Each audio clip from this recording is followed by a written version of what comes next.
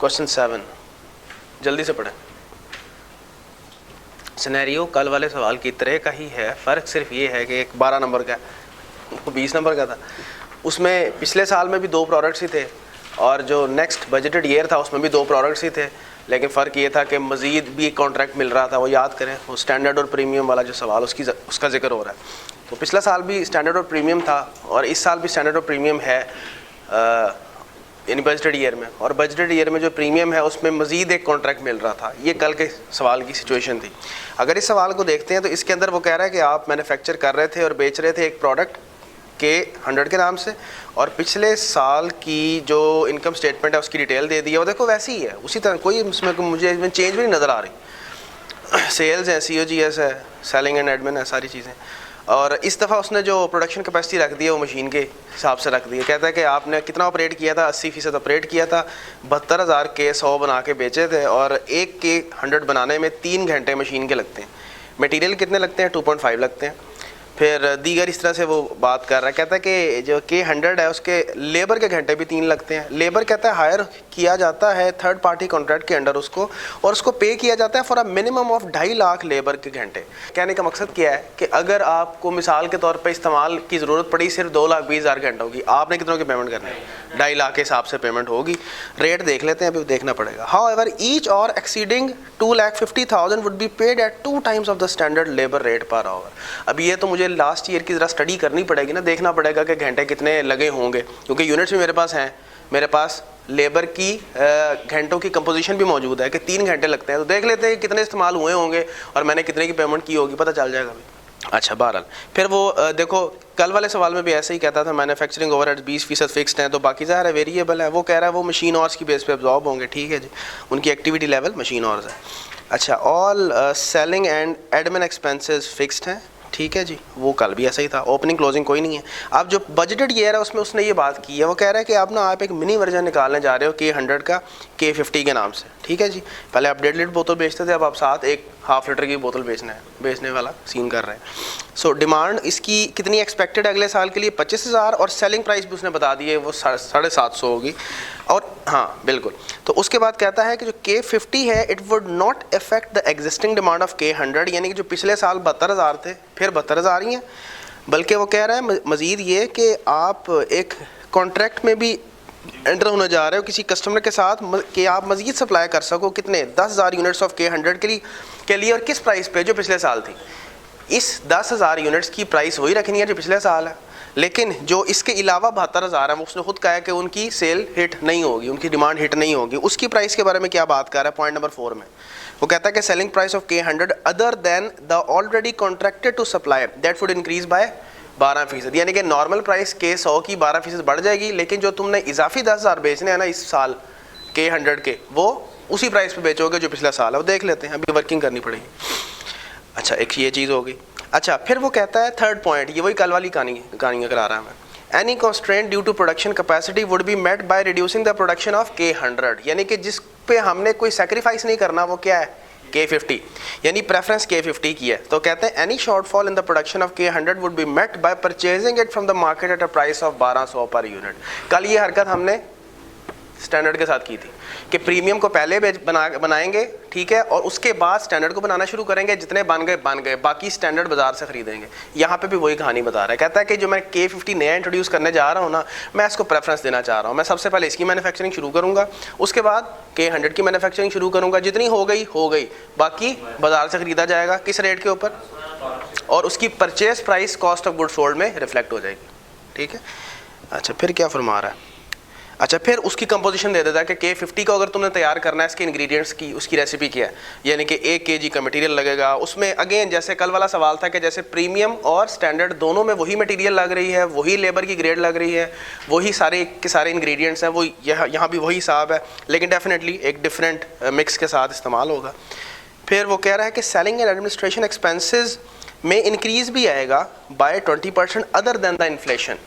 ठीक है, यानी कि इसमें 2 इंक्रीमेंट्स होंगे। एक तो सबसे आखिरी पॉइंट पे क्या? All expenses unless otherwise specified they will be subjected to an inflation of 5%। यानी सेलिंग एंड एडमिनिस्ट्रेशन एक्सपेंसेस, इसमें 2 तरह के इंक्रीमेंट्स हैं, एक इन्फ्लेशन के 5% और एक 20% अदर देन दैट कोई इजाफा है, इजाफा कह लो या एफिशिएंसी कम होना कह लो, जो भी आपने कहना है, आप ये कहना ज़्यादा बेहतर है कि आपके चूँकि ऑपरेशन थोड़े एक्सपेंड होने लगे हैं तो ज़ाहिर है आपने सेलिंग एंड एडमिनिस्ट्रेशन का खर्चा ज़्यादा करना है। वॉल्यूम बढ़ गया ना, वॉल्यूम बढ़ गया, लेकिन उसने वॉल्यूम का डायरेक्टली रिलेट नहीं किया, सिर्फ कहा है कि अब मुझे मज़ीद थोड़ा खर्चा करना पड़ेगा, वो 20% ज़्यादा खर्चा करना पड़ रहा है। इसके अलावा इन्फ्लेशन है तो 5% का फ़र्क वो वाला है, क्योंकि सिंपल सी बात है, अगर कोई खर्चा फिक्स्ड भी है एक तो इन्फ्लेशन है ना, और एक तो इसके अलावा है। वैसे सोचो जनरली स्पीकिंग, इसको छोड़ो साइड पे करो, आप ये पेप्सी की मिसाल ले लें, पेप्सी ने अब हाफ लीटर की बोतल निकाली है, ठीक है, अब आप मज़ीद एडवर्टाइजमेंट का खर्चा नहीं करोगे उसके ऊपर, लेकिन इसको वेरिएबल नहीं कहेंगे। वेरिएबल खर्चा तो वो है जो हर नई बोतल के ऊपर उसने इनकर होना है। आपने चूंकि एक नया प्रोडक्ट लॉन्च किया तो जाहिर है थोड़ा सा आप उस पर एडवर्टाइजमेंट का एक्सपेंडिचर भी करेंगे, एडवर्टाइजमेंट का बजट उसके लिए एलोकेट करेंगे, तो ये वो वाली कहानी बता रहा है कि 20% का इजाफा other than that of inflation होगा। लास्ट टाइम आपने किसी ऐड को लगाने के लिए इतना खर्चा किया था, इस दफ़ा वही ऐड चलाने के लिए थोड़ा ज़्यादा रेट है। एक तो रेट ऑफ इन्फ्लेशन का इम्पैक्ट, और दूसरा किस चीज़ का कि चूँकि मैंने एक प्रोडक्ट ही नई लॉन्च कर दी है तो मुझे थोड़ा सा क्वांटम ऑफ एडवर्टाइजमेंट भी बढ़ाना पड़ेगा। तो ये दो वो वाले इम्पैक्ट्स हैं, ठीक है ना। तो 20% और 5%, ये दो इम्पैक्ट्स मुझे पिछले साल की सेलिंग एंड एडमिन में लेने पड़ेंगे, जो कि पिछले साल के 2500 नज़र आ रहे हैं। लेकिन पिछले सवाल में ऐसा नहीं था, वो सिर्फ इन्फ्लेशन थी उसके अंदर। तो सर बताएं क्या फॉर्मेट होना चाहिए? ये जो दिया हुआ है, उसने जो दिया हुआ है उसी को यूज़ किया जा सकता है। तो sale revenue less cost of goods sold, उसके बाद उसमें चूंकि ओपनिंग क्लोजिंग है ही कोई नहीं, तो सबसे पहले क्या है? मटेरियल,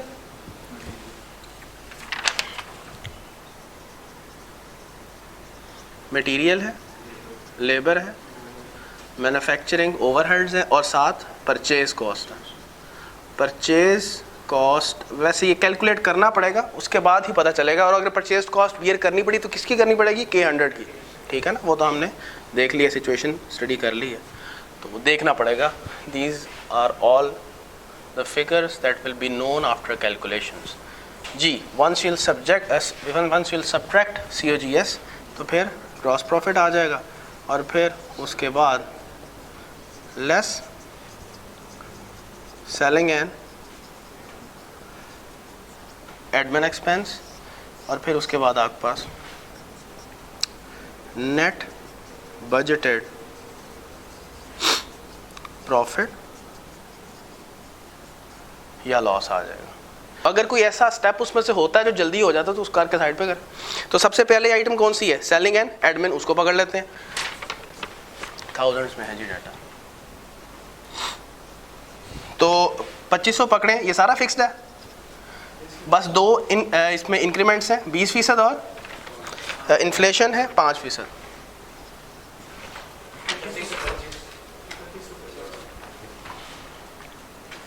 इकतीस सौ 25 के 50, 3150 ले जी। उसके बाद सेल रेवेन्यू पे आ जाते हैं, और उसके बाद हम लोग जैसे कल हमने किया था परचेज और प्रोडक्शन प्लान वो एस्टैब्लिश कर लेंगे। वहाँ से हमारे पास परचेज कॉस्ट भी आ जाएगी, फिर उसके बाद ये 3 आइटम रह जाएंगी, वो हम कैलकुलेट कर लेंगे। किसको ऐड करके? क्या हो गया भाई? कंपाउंडिंग कंपाउंडिंग कंपाउंडिंग बंदे बने कोई यार जी। सेल रेवेन्यू, अब सेल रेवेन्यू के लिए पहले कौन क्या एस्टैब्लिश करने पड़ेंगे? यूनिट्स, और यूनिट्स किन किन यूनिट्स को किन किन रेट पे बेचना है वो हमें पता है, ठीक है। जैसे कल था तो एक देखो, अगर हम लोग क्या है हमारे K100 है एक, अच्छा K100 के एक तो तुम्हारे हो गए एग्जिस्टिंग यूनिट्स 72,000, अच्छा इसके अलावा न्यू कॉन्ट्रैक्ट है 10,000, अच्छा इसके अलावा जो तुम्हारा सेकंड प्रोडक्ट है वो K50 है, उसके कितने हैं? वो भी नया ही है 25,000, ठीक है जी। अच्छा रेट हम एस्टेब्लिश कर लेते हैं। देखो ये जहाँ तक इसका ताल्लुक है एट द रेट ऑफ, अगर मैं यहाँ लिखता हूँ ये भी एट द रेट ऑफ यहाँ लिख लिया जाएगा। ये तो मुझे मालूम है कितना है 750 ईच है ना, 750 ईच। अब इसमें जो लास्ट ईयर है इसकी वर्किंग छोटी सी कर लेते हैं। Working number 1.1 last year price किसकी, K100 की। जी सर, सेल रेवेन्यू आपका कितना है, 90 million rupees, 90 million. And what for the unit sold, 72,000, so rupees 1250 per unit. और साथ ही नेक्स्ट ईयर प्राइस भी यहाँ पे कैलकुलेट कर लो, 1250। उसने बोला है कि जो अदर देन द कॉन्ट्रैक्टेड आपके यूनिट्स हैं उसकी प्राइस में अदर देन दैट 12% इजाफा है, तो वो कितना बन जाएगा, 1400 एग्जैक्ट। अच्छा जी, 1400 पर यूनिट। जी सर, तो यहाँ पे जो 72,000 हैं एग्जिस्टिंग यूनिट्स, वो जाहिर है वो इन्फ्लेटेड यूनिट्स होंगे, इन्फ्लेटेड प्राइस पे होंगे, इन्फ्लेटेड प्राइसेस 1400 वर्किंग 1.1। और जो 10,000 है वो कह रहा है प्रीवियस ईयर की प्राइस पे, यानी 1250। ठीक है, ये वैसे ही अवेलेबल है। बताएं जी वैल्यूज।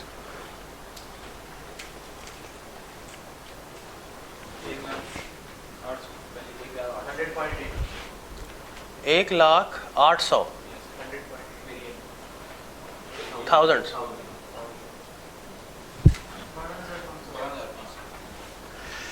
चलें, ये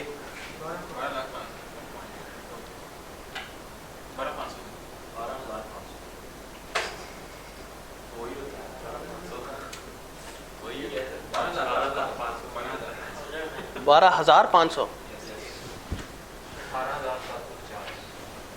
18,750। चलें टोटल करें,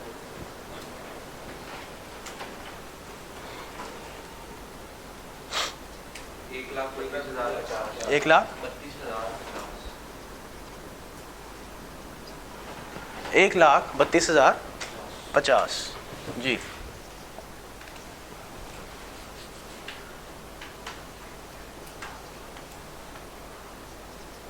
$1,32,050। चलें वर्किंग नंबर 2 पे आ जाते हैं। वो क्या बना लेते हैं सर जी, नहीं, प्रोडक्शन परचेज प्लान फाइनल कर लें। क्यों सर, वजह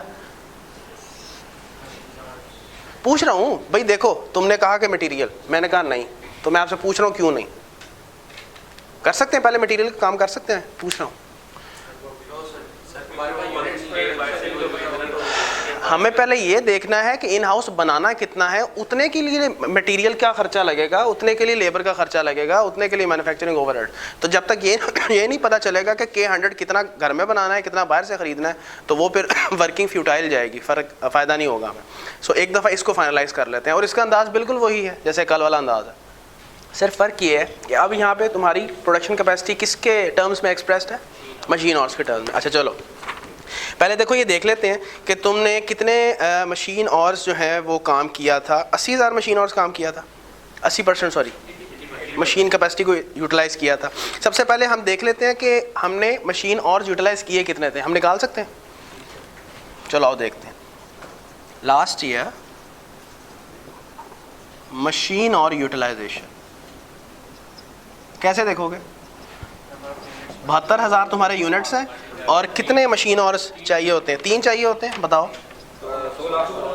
2,16,000 ये मैंने और इस्तेमाल किए थे। और ये सर कितने परसेंट कैपेसिटी पे थे, 80%। सो अगर मैं अपनी 100% मशीन और कैपेसिटी देखना चाहूँ तो सर कैसे निकाली जाएगी, 2,16,000 डिवाइड बाय 0.8, हाउ मच, 2,70,000। तो सर ये मेरी कैपेसिटी है, ठीक है जी, मशीन आवर्स की। अब इसमें से बाइफरकेशन जब करने चलोगे, इसको इस्तेमाल करने चलोगे, तो सबसे पहले K50, उसके बाद देखेंगे K100 की तरफ जाएंगे, जिन्हें बन गए बाकी 12। ठीक है, तो आए ज़रा इसकी अब बाइफरकेशन शुरू करते हैं। इसको ऐसे भी किया जा सकता है, आपको याद है जैसे हम लोग लिमिटिंग फैक्टर वाली सिचुएशन में किया करते थे,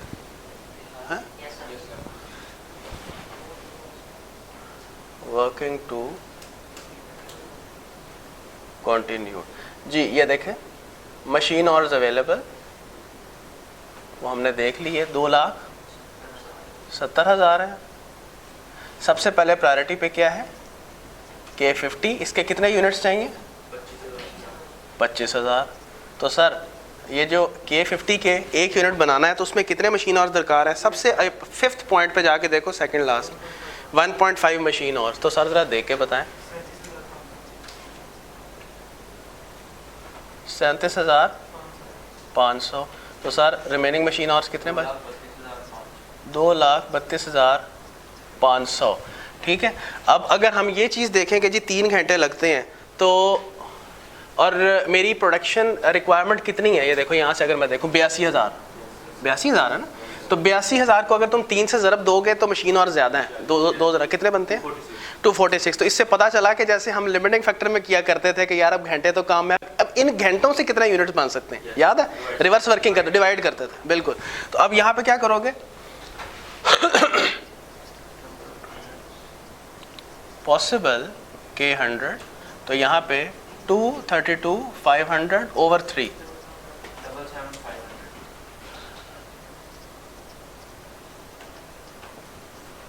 ठीक है जी, 77,500। ये मेरे मशीन और एग्जॉस्ट हो गए हैं, यूटिलाइज हो गए हैं। तो पता चला कि जो रिमेनिंग कितने बनते हैं? 82,000 माइनस 77,500, ये कितने बनते हैं? 45।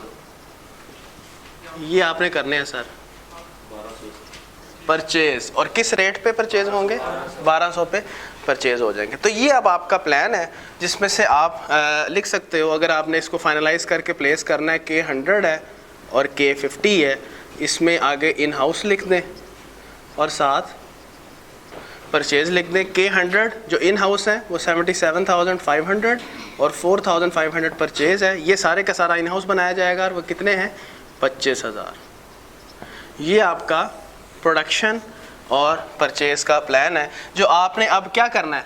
लेबर का खर्चा करना है, मटेरियल का खर्चा करना है, मैन्युफैक्चरिंग ओवरहेड्स का खर्चा करना है, वो इन के लिए करना है, और परचेज की कॉस्ट ये वाली बुक हो जाएगी। ठीक है जी।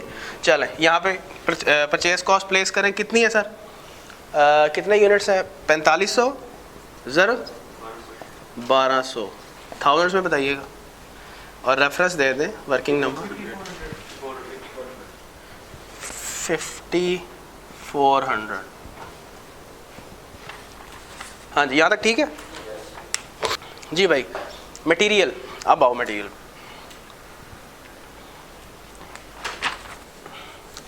अच्छा आप बताएं कहाँ शुरू करना चाहिए? ये कल से आसान है, कल वाले में तो 2 थे, पिछले वाले साल में मुसीबत ये थी तो वो इक्वेशन नहीं बन रही थी, अब बनेगी अब भी वही, लेकिन एक ही प्रोडक्ट है। यानी कि ये जितना मटेरियल का खर्चा यहाँ नज़र आ रहा है तुम्हें 36,000, ये किसका मटेरियल लगा है? एक प्रोडक्ट K100 ही है जी। Last year material price,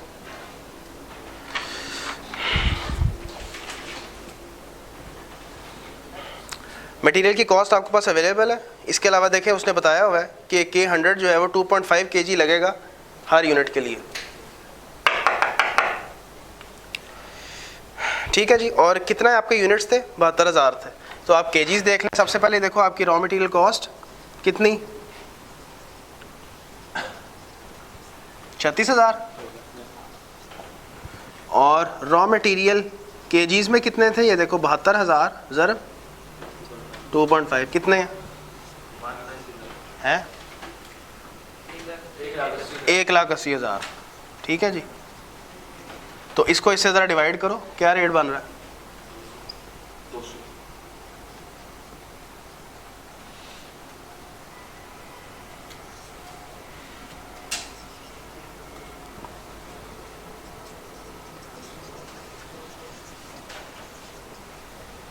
material का रेट। ठीक है जी, ये कैलकुलेट हो गया।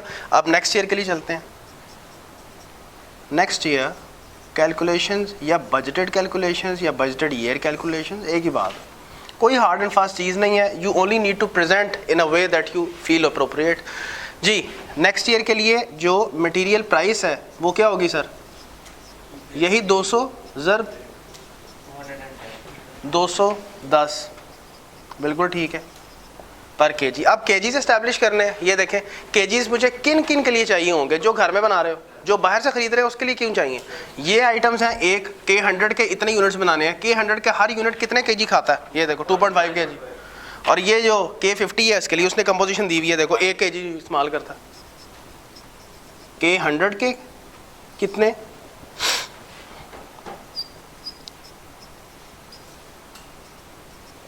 इंटू 2.5, इसी तरह से K50 के कितने 25,000 इंटू 1, तो ये 25,000 हो गया।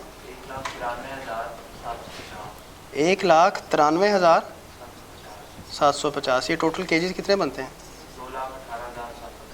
2,18,750। ये तुम्हारी प्राइस है, इसको सी कह लो, और ये तुम्हारे केजीज हैं, इसको डी कह लो। करो दोनों को मल्टीप्लाई।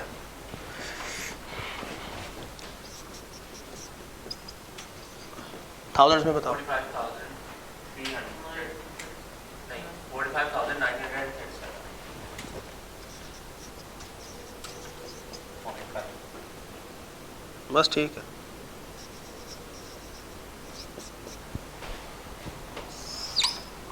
ठीक है, वो मैंने उसका यहाँ पे प्रोडक्ट शो करवा दी। ठीक है जी, 45937। तो वर्किंग नंबर 3 का रेफरेंस 45937। ठीक है जी। मैन्युफैक्चरिंग ओवरहेड्स जी, इधर देखें, फिक्स्ड मैन्युफैक्चरिंग ओवरहेड्स अलग कर लो, वेरिएबल मैन्युफैक्चरिंग ओवरहेड्स अलग कर लो। चलो, फिक्स्ड मैन्युफैक्चरिंग ओवरहेड्स कितने हैं टोटल जी? 9,000 थे। तो 9,000 का कितने फीसद है भाई? 20% फिक्स्ड है, और जो वेरिएबल है दैट इज 80%। ये वैल्यूज कितनी कितनी बनती हैं? 1800 और 7200। So it makes the total of 9,000 of manufacturing overheads for last year. ठीक है जी। अब जब आप बजटेड मैन्युफैक्चरिंग ओवरहेड्स कैलकुलेट करने जाओगे तो उसमें सबसे पहले फिक्स्ड मैन्युफैक्चरिंग ओवरहेड्स। जी सर कैसे? हमारा पिछले में कितने थे? 1800। इसमें क्या मामला बनेगा? वॉल्यूम का भी इम्पैक्ट आएगा? नहीं। और इसके लिए कोई उसने वैसे बात नहीं की कि जी हम अपना ज़ाहिर है अपना ऑपरेशन एक्सपेंड कर रहे हैं तो हमारे जो फिक्स्ड मैन्युफैक्चरिंग ओवरहेड्स हैं इनमें कोई मज़ीद भी इजाफा है other than that of inflation. होता तो हम उसको अकाउंट फॉर कर लेते। तो यहाँ पे सिर्फ 5% का ही इन्फ्लेशन का इम्पैक्ट लिया जाएगा। तो कितनी वैल्यू बनेगी सर? 18,990 थाउजेंड्स में है। और इसके अलावा वेरिएबल मैन्युफैक्चरिंग ओवरहेड्स वो जब इसमें ऐड कर दिया जाएगा तो हम total budgeted manufacturing overheads calculate कर रहे होंगे। आए इसके लिए एक छोटी सी वर्किंग कर लेते हैं 5.1। अब इसमें देखो सहूलत मिली हुई है हमें कि भाई ये किस बेस पे एब्जॉर्ब हो रहे हैं? मशीन आवर्स की बेस पे। पिछले साल की बेसिस पे कैलकुलेशन करते हैं कि हमारा ये जो पिछला साल का जो हमारी कितनी मैन्युफैक्चरिंग ओवरहेड्स थे 7.2 मिलियन, ऐसा ही है। और हमारे मशीन आवर्स कितने थे? तो मैं इजीली रेट पर मशीन और वेरिएबल ओवरहेड्स का निकाल सकता हूँ कि हमारे पिछले साल कितने मशीन आवर्स इस्तेमाल हुए थे। ये देखो 2,16,000। और मशीन मैन्युफैक्चरिंग ओवरहेड्स वेरिएबल थे कितने? 7.2 मिलियन। तो इजीली तुम रेट निकाल सकते हो, उसको इन्फ्लेट करो उस रेट को, और जो अगले साल जो बजटेड है उसमें कितने मशीन और इस्तेमाल होने हैं फुल, और वो कितने? 2,70,000। ये बिल्कुल ऐसा ही है जैसे कल हमने लेबर की कॉस्ट की कैलकुलेशन की थी उस सवाल में, क्योंकि वहाँ पे लेबर ही प्रोडक्शन कैपेसिटी को रिप्रेजेंट कर रही थी, यहाँ पे मशीन और प्रोडक्शन कैपेसिटी को रिप्रेजेंट कर रही है। तो पिछले साल हमारी कम प्रोडक्शन कैपेसिटी इस्तेमाल हो रही थी और अगले साल हमारी प्रोडक्शन कैपेसिटी फुल इस्तेमाल हो रही है। तो देखो इसके अंदर वॉल्यूमेट्रिक इफेक्ट भी ऑटोमेटिकली आ गया, क्योंकि मैंने पिछले साल के वेरिएबल मैन्युफैक्चरिंग ओवरहेड्स को जितनी कैपेसिटी इस्तेमाल हुई थी उससे डिवाइड करके एक रेट निकाल लिया, और फिर जब अगले साल में गए तो एक तो उस रेट को भी इन्फ्लेट कर लिया और वॉल्यूम भी कौन सा ले लिया जो एक्चुअली इस्तेमाल हो रहा है। सो ऑटोमेटिकली कैलकुलेशंस हो जाएंगी। तो ये देखें, सबसे पहले वर्किंग नंबर 5.1, तो आप वेरिएबल मैन्युफैक्चरिंग ओवरहेड्स पर मशीन और कैलकुलेट कर लो। किसका बच्चे? लास्ट ईयर का। तो इसको आप यूँ लिखोगे कि 72 या 7.2 मिलियन ओवर 2,16,000। ये कितना रेट है? सॉरी 33.3।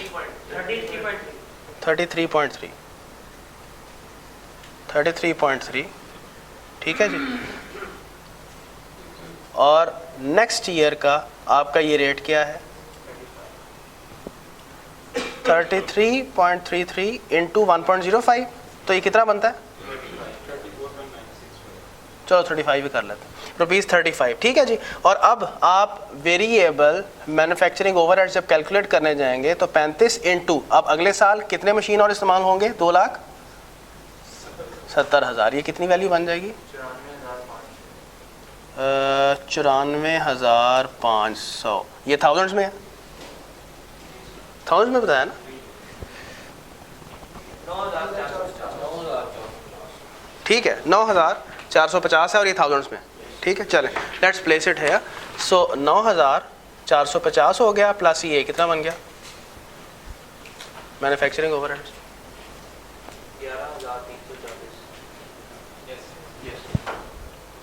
11,340। एग्रीड?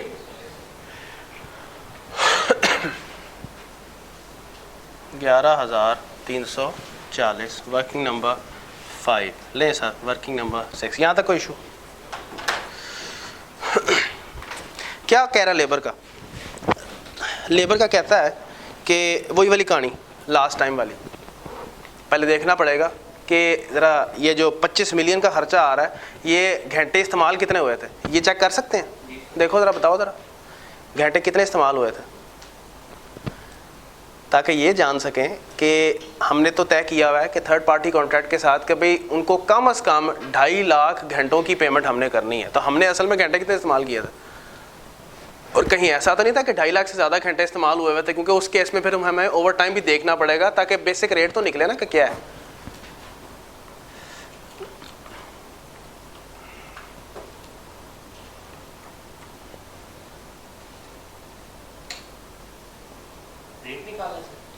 नहीं, मैं कह रहा हूँ सिर्फ घंटे देखें कि इस्तेमाल कितने हुए थे। ये तो 72,000 को 3 से ज़रब दो, 2,16,000। ओके, इस 2,16,000। तो इसका मतलब है तुमने कितना खर्चा किया होना है? 2.5 लाख के बराबर। यानी कि ये जो तुम्हें खर्चा नज़र आ रहा है 25 मिलियन का, ये 2.5 लाख घंटों का खर्चा है। यानी कि बेसिक रेट तुमने क्या पे करना लेबर को, अगर तुमने नॉर्मली पे करना लेबर को, वो कितना बनता है? यहीं से कैलकुलेट कर लो। 25 मिलियन ओवर 2.5 लाख, 100 रुपया। 25 मिलियन भाई, 25 मिलियन ओवर 2.5 लाख, मैं कहा 100 रुपया बनता है। 100 रुपये का तुम्हारा बेसिक रेट है। अब अगले साल के लिए जाके देखते हैं, अभी में हम करेंगे जब यहाँ वर्किंग करेंगे ना, देखते हैं कोई चीज़ मिटानी पड़ेगी है। तो अब अगले साल में जाके देखते हैं कि तुम्हारे लेबर के कितने घंटे लगने हैं। ज़ाहिर है उतना ही रेट उस हिसाब से देखना पड़ेगा कि अगर 2.5 लाख से एक्सीड कर गया तो हर घंटे के इवज़ मैंने डुअल पेमेंट करनी है। ठीक है, और अभी इन्फ्लेशन भी लगनी है। ठीक है, अब अगले साल जो 2.5 लाख घंटों का काम होगा उसने इन्फ्लेट भी तो होना है ना, वो भी तो अपनी जगह पे कायम दायम रहेगा अपनी इन्फ्लेशन के साथ। और फिर जो नई एडिशनल घंटे अगर कोई होते हैं तो वो एक तो डुअल पेमेंट होगी और इन्फ्लेशन के साथ होगी। ठीक है। अच्छा, ये देखो तुम्हारे पास एक ये यूनिट्स हैं और एक ये यूनिट्स हैं। देखो इनमें मिला के लेबर के कितने घंटे लगेंगे? 77,500 ज़रब 3, क्योंकि 3 घंटे हैं, और 25,000 ज़रब 1 या 1.5 1.5। तो यहाँ से तुम्हें घंटों को पता चल जाएगा। जरा कंबाइन करके देखो कितने घंटे हैं।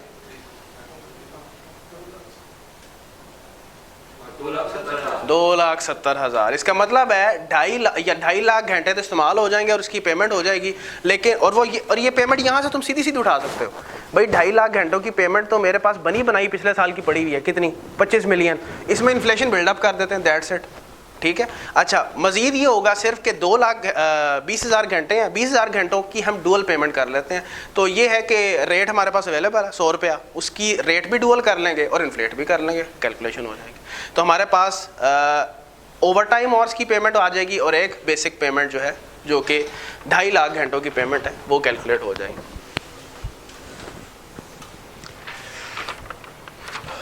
जी सर, वर्किंग नंबर 6।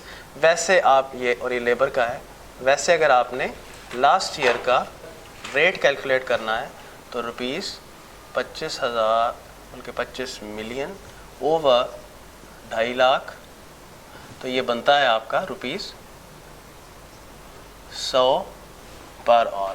और वैसे आपने इससे पहले अगर एक चेक की कैलकुलेशन देनी है उसको कि जी मैंने चेक किया था कि जी हमने लास्ट ईयर 2.5 लाख से कम घंटे इस्तेमाल किए हैं, तो उसको बता दो भी मैंने एक चेक भी परफॉर्म किया था और वो क्या था 72,000 ज़रब 3। तो इसका तुमने आंसर बताया था 2,16,000। तो इससे जी मुझे पता चला था कि कम घंटे इस्तेमाल हुए थे, लेकिन ज़ाहिर है मैंने मिनिमम कितने की पेमेंट करनी थी, 2.5 लाख की, तो मेरा रेट क्या बनता है 100 रुपया पर आवर। चले अब नेक्स्ट ईयर पे चलते हैं। तो बजटेड ईयर कैलकुलेशन। तो सबसे पहले आप घंटों का इस्तेमाल जो है वो कैलकुलेट कर लें कि 100 में उस केस में 77500 इंटू 3 और जो के 50 है 25,000 1.5। तो कितने और आप इंडिविजुअली बता दो ज़रा कितने। 2,32,500 37,500। तो आपने बताया था कि ये 2,70,000 के हमें घंटे रिक्वायर्ड हैं, ठीक है जी। अच्छा, अब इसमें इन अदर वर्ड्स अगर मैं इस तरह से कर लूँ, इस तरह से भी एक अंदाज हो सकता है कि एक तो मेरे और कौन से बचे, ये देखो 2.5 लाख, ठीक है। इसकी स्ट्रेट अवे कॉस्ट कैलकुलेट की जा सकती है क्या, ये देखो यहाँ पे इसको थाउजेंड्स में ले लेते हैं कि 25,000 स्ट्रेट अवे इंटू 1.05। इसकी कॉस्ट तो बिल्कुल हूबहू बनी बनाई पिछले साल की मेरे पास है, सिर्फ मैंने इन्फ्लेट ही करनी है। तो वो क्या वैल्यू बन गई 26,250। जो इजाफी मेरे यूनिट्स हैं इनके लिए बेसिक रेट भी पे किया जाएगा और इनके लिए ओवर टाइम ऑफ 2 टाइम्स वाला यानी कि जो 100% बोनस वो भी ऑफर किया जाना है। तो देखो बेसिक रेट तुम्हारा क्या अभी तुमने कैलकुलेट किया 100, ठीक है। रेट जो मैंने लिया वो इन्फ्लेटेड लिया, ठीक हो गया। और 2 टाइम्स क्यों, basic rate plus over and above the premium of 100%। और कितने घंटे हैं, क्योंकि ये चीज़ सारी की सारी क्या बन गई, rupees per hour with basic rate with premium per hour. और घंटे कितने हैं sir total 20,000। So rate per our into number of hours, और उस रेट पर आवर के अंदर ही आपका बेसिक रेट भी शामिल है और आपका ओवर एंड अबव बोनस वो भी शामिल है। तो ये टोटल खर्चा कितना बनता है 4200 थाउजेंड में। करो जी टोटल 30,450।